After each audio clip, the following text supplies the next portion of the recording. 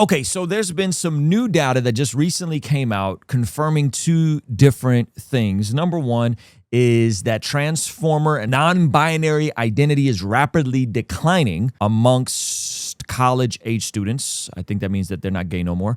And also, Bible sales are surging, as well as religious apps. 80% download is going up on religious apps, stuff like YouVersion, which I use YouVersion. I'm a logos software kind of guy, but I think YouVersion is awesome. And so I want to kind of go over some of this data, get into perhaps why this is happening. And of course, me being called a fascist for acknowledging the obvious, which is this is a social contagion. But before we get into that, guys, I want you to know, hey, just a few more days left to shop our Among the Pagans collection. It is available right now. You can get the piece that I'm wearing Among the Pagans based on 1 Peter chapter 2, verse 12, live such good lives among the pagans. Though they accuse you of doing wrong, they may see your good deeds and then glorify God on the day he visits them. A great collection to wear, especially during the holidays, all the craziness that's going on. And there's some puzzles you can get as a family.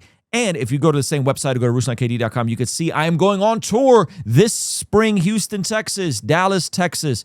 We have Chicago, Pittsburgh, Arlington, Virginia, or the DC area, New York, Los Angeles, Clearwater, Florida, Tampa area, and Atlanta, Georgia. Go to Ruslan KD or hit the pinned comment, join on the waiting list to be the first to get access to tickets before they go public. Okay, so let's look at this study. Transformer, you guys know I can't say that word because YouTube don't like it. Transformer, non-binary identity is rapidly declining among college students. The number of students identifying as something other than male or female. Sorry, I'm not trying to be a jerk. Identifying as something other than has declined by half since 2023. In 2023, it looks like it had peaked almost at 10%. Share of students not identifying as male or female peaked, and now it's back down to, it looks like, around 2%. So let's look at this.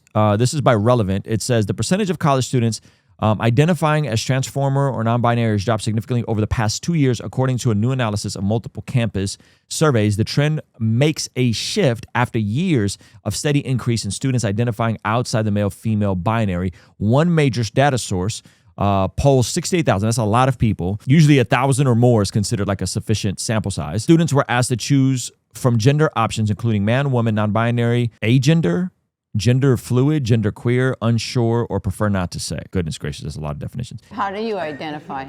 Actually, I identify as... oh, here we go. It's that long plethora of, oh my God. Wait for it. I will. Let me get a chair. Anything outside man or woman was categorized as gender nonconformity, according to the survey. The share of students identifying as transformer in 2023 at nearly 7%, but dropped under 4%. So sorry, I read that graph wrong. But that's almost half a percentage of a decline. Students who did not identify as male or female fell from 6.8 to 3.6. Again, a half.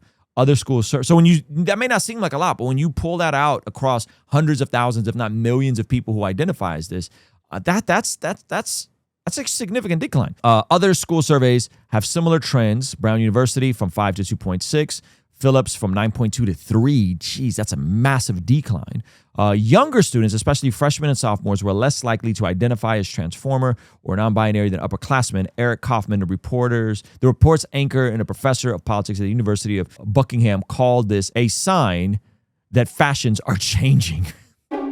So you mean to tell me it was a social contagion all along? Who would have thought? And again, I'm not trying to be a jerk, but I think it is important to acknowledge that how much of this was culturally and societally influenced, right? Meanwhile, heterosexual identification rose from 68 to 77%. Gay and lesbian identification remained mostly stable. Okay, interesting. So I don't know how that works. Apparently more people identifying as heterosexual, but folks who've always been same-sex attracted remain same-sex attracted. Interesting. Why is this shift happening? Experts say one possibility is the improved mental health. Oh my gosh, bro. So who would have thought that when you improve people's mental health, that when you give them agency, that when you start railing against the system and it's all bad and it's all they, them, out theirs fault, all of a sudden people start coming back to a reality-based assertion of who they are.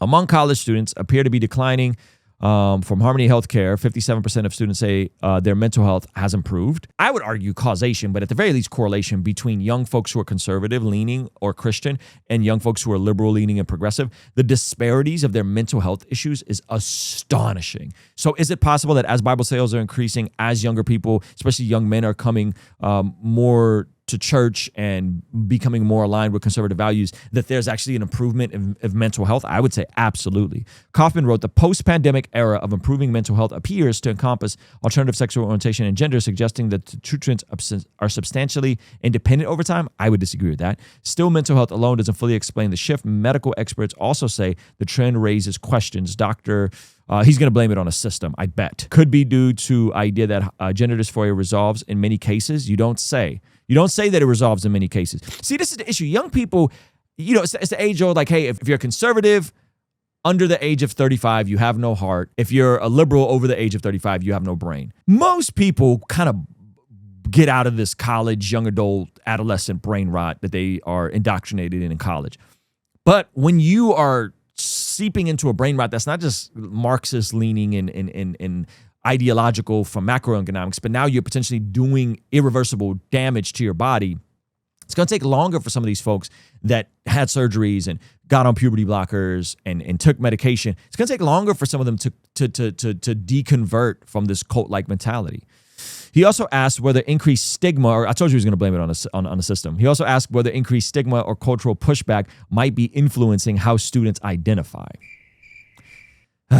Trans and queer identifications have declined among young Americans, even as levels of wokeness and irreligious have not. For young people, those things haven't changed, but young people don't identify, what can it be? For young people, gender and sexual identity are now independent fashions that rise and fall separately from other cultural and political currents. I call cap on that. Only time will tell if the substantial decline of alphabet identification will continue. It concludes, if this represents a post-progressive cultural shift out of phase with the expectation of cultural left observers in educational institutions and legacy media outlets. So I said, it was a social contagion all along, one that society was manipulated into enabling and affirming. And then I got called a Christian white nationalist and a fascist, of course, right? Now, does this correlate to what we see regarding data from the American Bible Society and app? Shows Bible sales increased 41% since 2022. Religious app downloads rose 48% since 2019, and Christian music stream climbed 50% over the same period. New York Times columnist David French warns in October that this surge risks ties of Christian nationalism. Okay, there is the boogeyman again. Christian nationalism and political division. Social media reactions include conservative endorsements of a spiritual awakening and critiques to question focus on consumption metrics. Listen, at the end of the day, if people are in a healthy mental state and if they're coming back to church, guess what? Naturally, some of the false ideologies and some of the nonsense they've been believing should shed off of them like skin shedding off of a snake. That is a good thing. And so dismissing this as Christian nationalism and the systems and the oppressors and the patriarchy is brain rot. It's hogwash.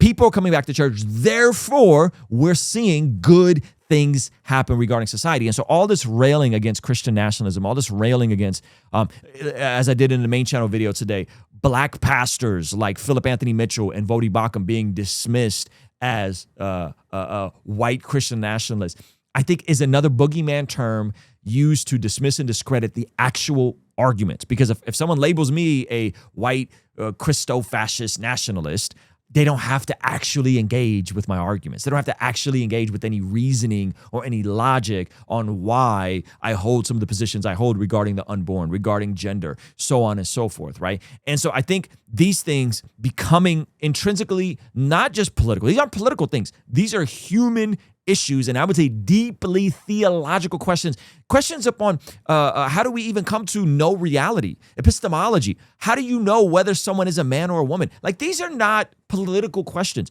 The left has overlined so much with these sorts of things that I think that's why they lost the last election. And so now they're they're in shambles. They're trying to figure this out. And so my concern here is not Christian nationalism, if I'm honest with you. I think, again, I've said this before, I think there's some folks on the far right that are goofy and should be rebuked and condemned outright, and I would love to have debates and discussions with them. Unfortunately, they don't want to talk to me.